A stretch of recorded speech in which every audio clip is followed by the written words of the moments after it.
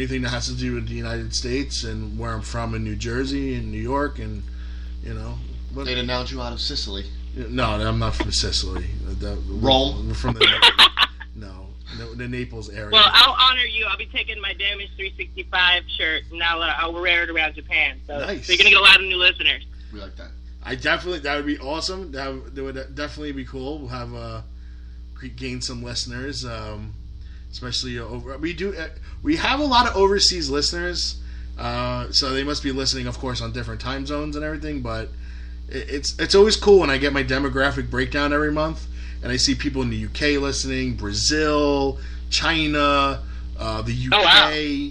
And I'm like, I don't know how they. I mean, the UK, I understand how they learn from us because we've had a couple of guests from the UK, and we had when I was with another radio program, they had a big UK following, and they, because I was on it, they listened to my other show. But I mean, like Brazil, no idea. China, I mean, like I don't know. Do you think they understand our English? I don't or do they know. hit a button and we speak in Chinese? I don't know if there's like a translating button for us. I don't know if there's they just know it, or I have maybe they just like to listen to you say October. Viva la America. Yeah, will you be back? When will you be back? Will you be back by October? I'll be back in September. And then I do.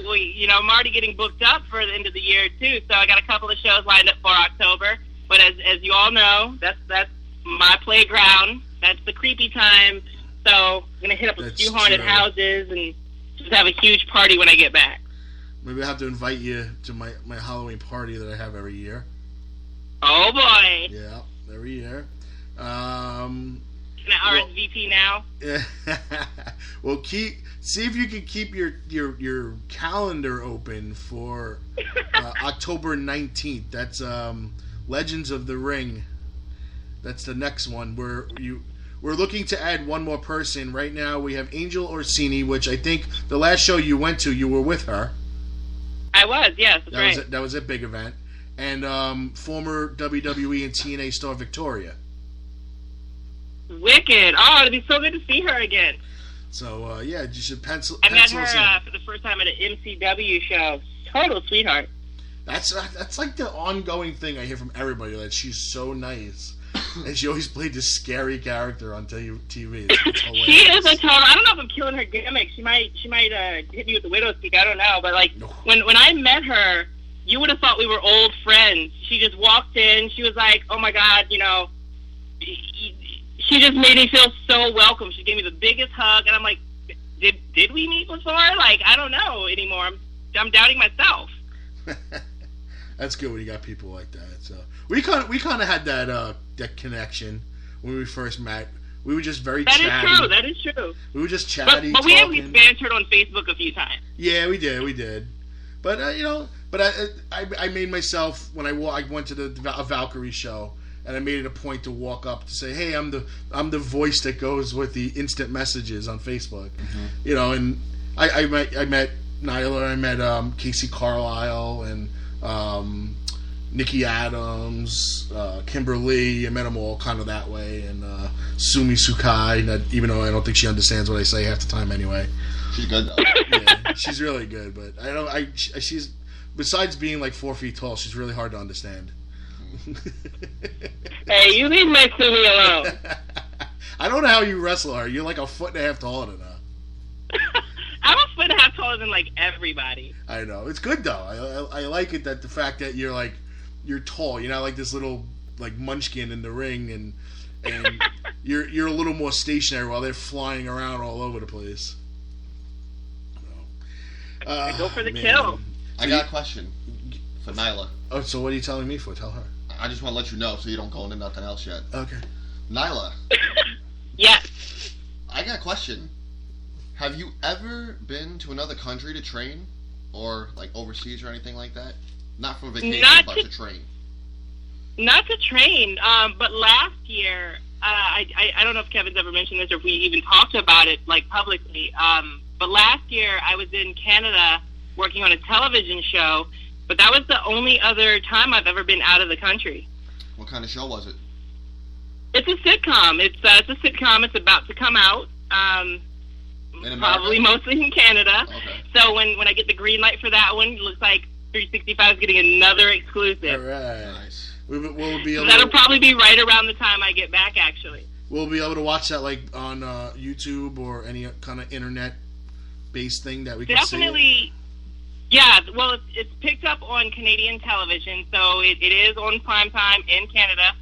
Well, it will be. You know, they're still hashing out the contracts and all that side of things that I don't know about. But it will be on Canadian television. As far as here in the States, probably going to have to go through the website for Trembling Void for their studios, or possibly even Hulu. I know they were talking to Hulu for a while. All right. Not bad. That's a fun thing to do. I mean, a lot of wrestlers have turned actors. Yeah. You know, maybe Nyla's. Well, I think I'm the only actor turned wrestler in the world. I mean, aside from David Arquette. So what? You were an actor first, then became a wrestler? I was. That's my background. I got into acting in high school. Well, actually in middle school. Did it in high school, and then in college, I just kind of was like, you know what, this is what I want to do. I want to entertain, and I started to take things a little bit more seriously, and got an agent, and did the whole, you know, you can't really pigeonhole yourself. If you're going to go for it, go for it. So I tried doing the modeling, the acting. I didn't do the singing. I wasn't a triple threat. I cannot sing to save my life, but my singing does ruin other lives. So there is that. Can you dance? I'm really good at the robot, so that's kind of where I keep it. So you can dance. You got to know your range. You know, you got to know your range. So she's got all the 80s dance moves. Nice. Yeah, there you go. She can dance if she wants to. I can break it down. I can do the worm if I want to get fancy. I can do the worm. Oh, I might have to hold you to that one. Next wrestling match you win, I want to see you do the worm in the middle of the ring. That'd be great. That's gimmick infringement. Yeah, it's true. You might get McMahon might sue you. Sorry, all right, forget about that. We don't know what he's got the he's got the copyright to his own name. I might just get sued from saying his name. Mm-hmm. So, what made you turn wrestler, though? I mean, obviously you wanted to up the challenge of entertainment, but I mean, there's so many other things to challenge yourself than getting in the ring and literally killing yourself. I don't necessarily know that anything made me turn wrestler. I like I've said many times before. I used to watch it with my grandma. You know, me and her would watch wrestling every chance we got. So I've always been a fan. I grew up on it. It's in my blood that way. You know, I'm not part of Samoan family. It's not in my blood that way, but you know, it is in my blood. It's a passion of mine. Okay. It's something that I never thought to actually be attainable. So when I heard there was a wrestling school, I've never been shy of physical activity. I have a background in martial arts. I just kind of said, hey, let's do this. And I honestly never thought it would lead anywhere. Mm-hmm. But in 5 days, I'm about to go to Japan for something that I just grew up watching because it, you know, brought me entertainment. And that is one of the craziest things to me. That's good. That's definitely the step in the right direction. One person I want to know, if you ever wrestled. Did you ever wrestle Jordynne Grace? Yes, I have. Is she the powerhouse that I think she is? Yes, she is. What you see is what you get, and that's what I love about that girl. We pull something different and unique out of each other every time we're in the ring together. Shameless plug here, but if you go to my YouTube channel, mm-hmm. you can even just type in Nyla Rose, my channel will pop up. But there's I believe a match or two on there with Jordynne Grace, and they are some of my favorite matches because I feel that at this level of my career, they're some of my best matches. I mean, I seen her. She was wrestling Vita Scott, and she literally, I mean, she wound up losing the match, controversially, of course, but she was flinging Vita Scott from one side of the ring to the other, and Vita Scott's not exactly a little girl. She's got some height on her, but Jordynne Grace, she's, oh my god, I mean, we're bringing her in this June to Legends, and trying to break her out of her shell. She's very shy. She just comes off very shy. She's a little shy. She's a little shy. She's a little reserved. But careful what you wish for, because if you can break that shell, she'll turn it up on you. It's all right. We seem to have this kind of like golden touch with some of our guests where we get them on the show or we bring them to conventions and they've either went on to championship runs or WWE Hall of Fame. Mm-hmm. Well, why do you think I gave you the time of day? I knew what that would lead to. Look at me, I'm going to Japan. I've been on your show before, and now I'm going to Japan. See, I mean, we kind of have this golden touch. It's really weird. We don't, we interviewed Jake the Snake. Boom, he got named to the Hall of Fame. AJ Styles. AJ Styles, we interviewed. Boom, WWE. Bobby Roode, same thing. Eric Young, we brought to the last convention. He's in NXT. Who else? We had another person with Hall of Fame. We did, right? Damn it, can't remember. But yeah, we were with somebody else. They got named to the Hall of Fame, and it was And then of course the championships. We interviewed a couple people. Boom.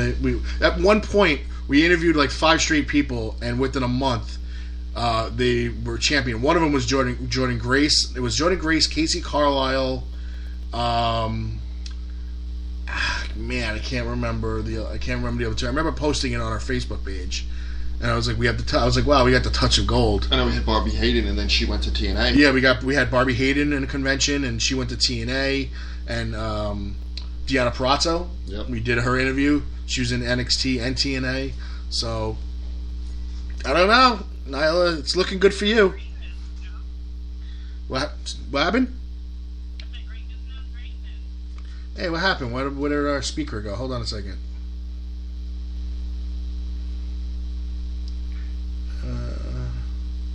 You still there? I'm still here. I don't know what happened to our Bluetooth. It crapped out on us. But you should still be on speakerphone. Yeah, I gotcha. Loud and clear. Loud and clear. Yeah. I don't know what happened to our Bluetooth. It quapped out on us, ladies and gentlemen. Sorry. Technical difficulties. Live radio. Yeah, live radio. Fix it on the fly. Not a podcast. Yes, not a podcast, ladies and gentlemen. Just so people don't know the difference between live radio, a radio show, is live. You fix things on the fly. You make a mistake, everybody gets to hear it. Mm-hmm. Podcast is recorded and edited for your listening pleasure. We hope you're pleased by the live radio, ladies and gentlemen.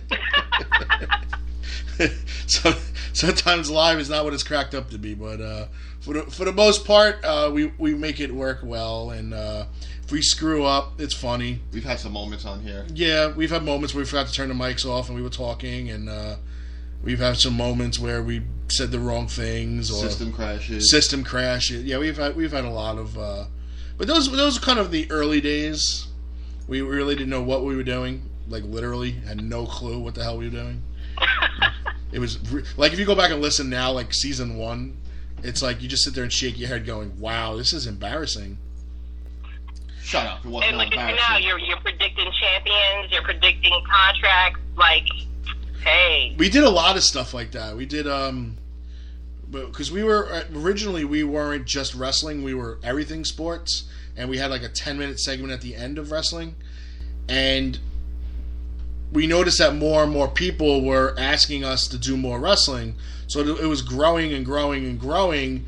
And before you knew it, the entire show became wrestling. And we got another host to do a sports show. Nobody gave a crap about what I said.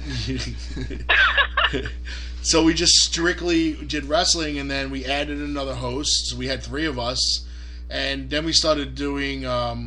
going to conventions just to promote ourselves, and people were like, why don't you bring a wrestler with you?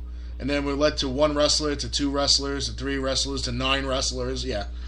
So, and here we are, season 4. That's all she wrote. Careful. I know. It might get too big, right? Might have to make it a living. Soon you guys gonna move to iHeartRadio. We applied for iHeartRadio. Look at that. Yeah, we applied for them. We keep getting turned down because they say that we have too much music playing. They don't want